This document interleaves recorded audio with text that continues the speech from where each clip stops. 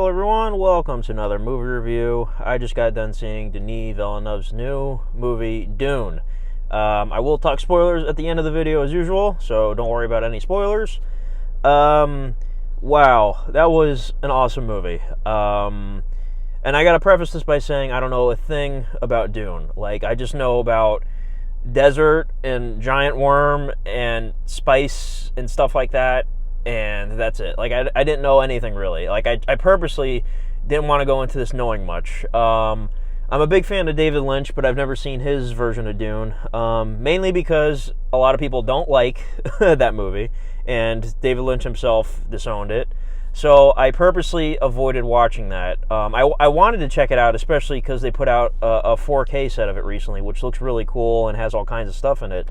But I was very tempted to get that. But like, I wanted to go into this, I guess you could say, definitive version of the movie, not knowing anything. You know what I mean? And plus, there's going to be a part 2. I knew that, beforehand, which is good because apparently, people have said you can't do this story in just one movie, and that's why, the David Lynch movie didn't work. So I appreciate that we're getting like the 2.5-hour epics, 2 of them. So it'll be like a 5-hour story. I assume the next one's going to be like the same length. I don't know. So I appreciate that. That's cool. I don't mind waiting, a year or 2 or whatever it's going to be before they release it. Like, I don't know. Have they actually like filmed any of it yet? Like, was it like a back-to-back shoot or something? Like, but yeah, I don't mind waiting. It's totally fine. So, yeah, like I said, I didn't know a thing. I purposely did not watch the other movie. I've never read the book.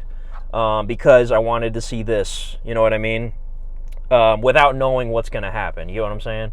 So, yeah, I'm looking forward to part 2. I have no clue. What the next, I have no idea. So, yeah, please don't anybody spoil it what's going to happen for me. And if anybody has read the book or anything, like, how faithful of an adaptation is this? Like, is it really, like, spot on, or, were certain things omitted, which I assume, because it's a pretty big book, right? But yeah, I mean, it was 2.5 hours. It felt like 3 hours. I don't know. To me, it felt long. But I mean, I wasn't bored. Like, I was invested the whole time. Another concern I had was like, hey, I don't know anything about Dune.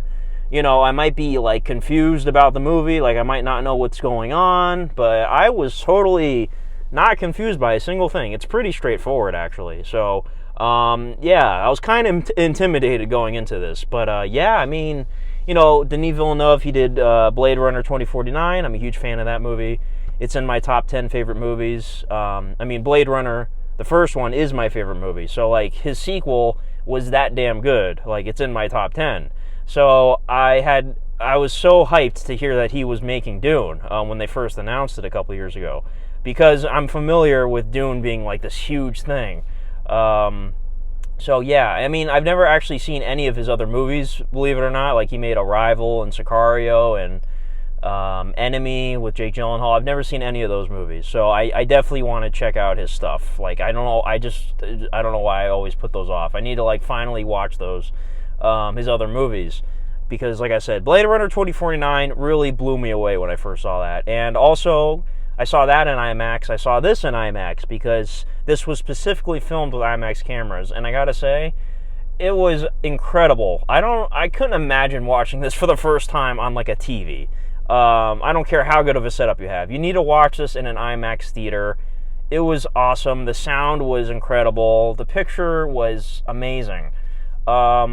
Yeah, man, definitely see it in IMAX. Now, again, I still don't know the answer to this. I always forget to, like, look into it. But what's the difference between IMAX and Dolby for any movie? Like, I know this was specifically filmed in IMAX, but if you watch it in Dolby, what's the difference? Like, I know Dolby has better sound. I know that for sure. But, like, what's the difference picture-wise? You know what I'm saying?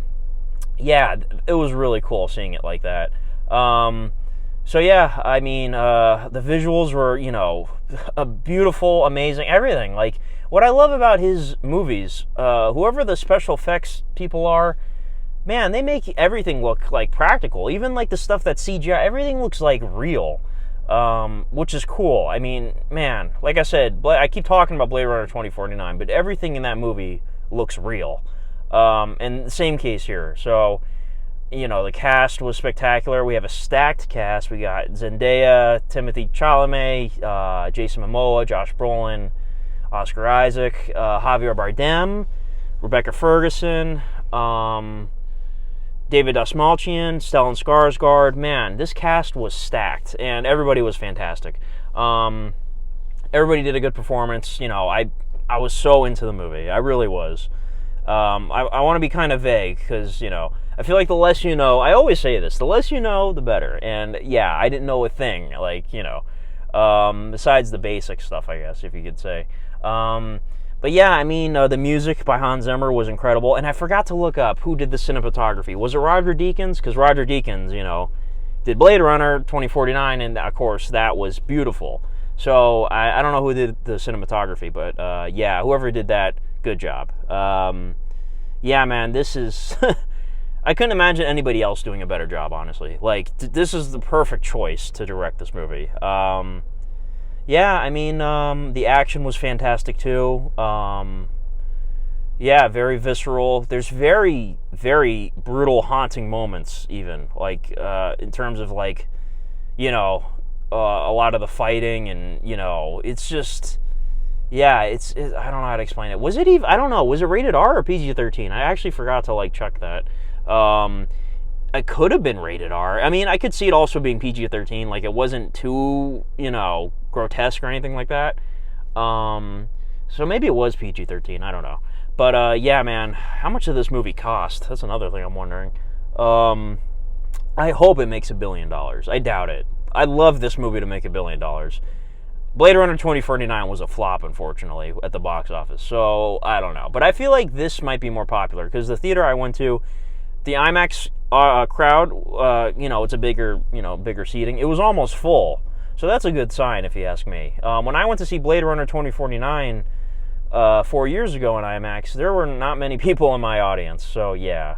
But, yeah, I think this will be a bigger hit. It's got more stars, too. That one had Ryan Gosling and Harrison Ford, but, this has a really stacked cast. So, yeah, I highly recommend this movie to anybody. Anybody.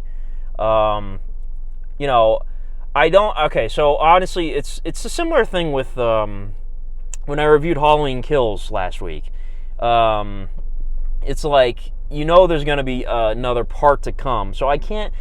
It's not that the movie feels incomplete to me. It's just, not knowing what happens next. It's part one. So, I can't say I totally love this movie to death or anything yet. I want to see how the story wraps up. And then maybe down the line, years from now, I might say, yeah, I love this movie. It's a masterpiece, But it's definitely a masterpiece in filmmaking. That is for sure.